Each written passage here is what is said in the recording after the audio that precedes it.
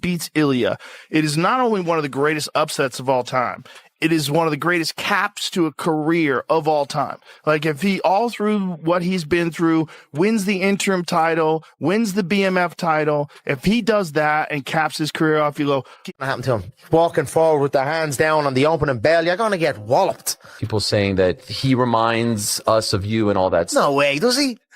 He has the same tattoos. He says the same stuff. Right in front of you. Do something about it. He does the same fucking movements. He was going to scream on the thing. I wish him well. He's all right. I like him. At that. But the night belonged to Justin Gaethje, a guy that came in here as a 6-1 dog. Justin Gaethje has long been considered your favorite fighter's favorite fighter. And that's not just something people say because it sounds cool. This is real. Justin goes in there with Ilya Topuria, a guy who has been just absolutely phenomenal the entirety of his career. He gets hurt very bad, builds back. When we were talking about this thing and we were building this thing, I told Anakin Rogan, I believe that a setting can propel people to great things. I'm not the type of person that does not think that the environment can play a part in the result of a fight. Yeah, well, with that one. He's such a pretty boy that he was so concerned about the blood so immediately. I hit him with the uppercut. He's bleeding and he started touching it over and over and over. But I mean, he's so fucking dangerous. You know, I don't know how I stayed away from some of those shots. He definitely rocked me, but you know, I just kept telling myself that to just trust my abilities, you know, not be emotional. And again, when I say I don't have emotions, like nothing feels better than what I feel. Islam last night. Islam just finished him in the first round, choke him out. He was talking about his wrestling, how Gaethje take him down. That's crazy. He doesn't wrestle anymore. He doesn't even like train with good fighters. Probably the train with his brother and Guram. Do you think he can rebound from this? Yeah.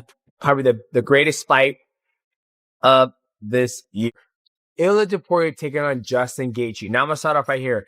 I was one who picked against Justin Gaethje. When you look at Justin Gaethje's previous fights, when he's fought Dustin Poirier, when he's fought Charles Oliveira, when he's fought Khabib Nurmagomedov, when he's fought Eddie Alvarez, Justin Gaethje gets dropped. He gets dropped and he gets finished. I mean, that's something that we've seen time and time again in his career.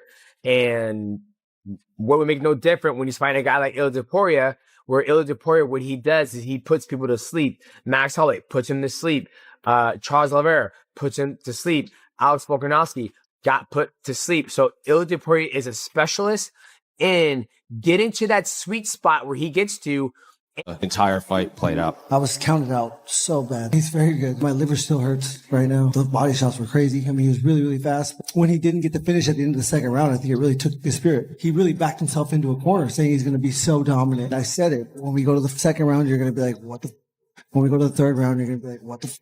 I proved that tonight. When they look back, I think my career. this fight, Ilya comes out, he's wandering into jabs like he's never boxed a day in his life. Generational aura loss for Ilya Topuria. The amount of energy and just absolute confidence that he was going to go out there and Justin Gaethje and KO Justin Gaethje in round one that he had going into this fight, for it to be turned upside down almost immediately in round one while Justin Gaethje is on the back foot, stinging Ilya Topuria with jabs. Opened up a cut on his eye. We noticed that on the fight week build-up when they did the ESPN MMA interview. He had stitches on his eye. Justin Gaethje immediately opens that up with his jab. Ilya Topuria is wandering in, high and tight guard, wandering forwards into Justin Gaethje, and just getting stung by jabs non-stop. Ilya's in the hospital. He's busted up. You know, I'm not a doctor, but his eye looked like he probably has broken orbital. I don't know that's not a fact, but I'm just assuming.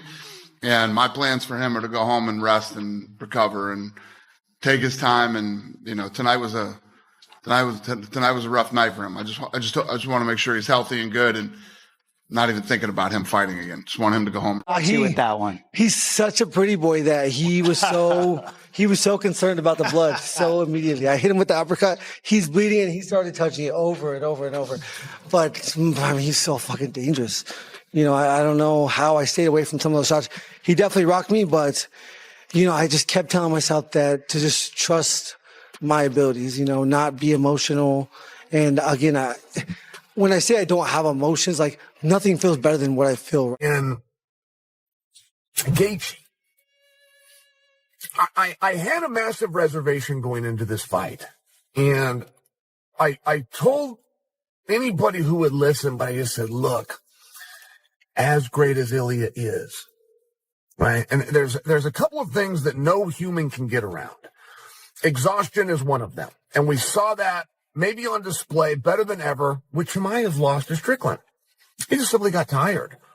They even spun a story and it had to do with a weight cut and blah, blah, blah. But whatever that was, whatever the weight cut or whatever that made up excuse was, it still was to explain the fatigue.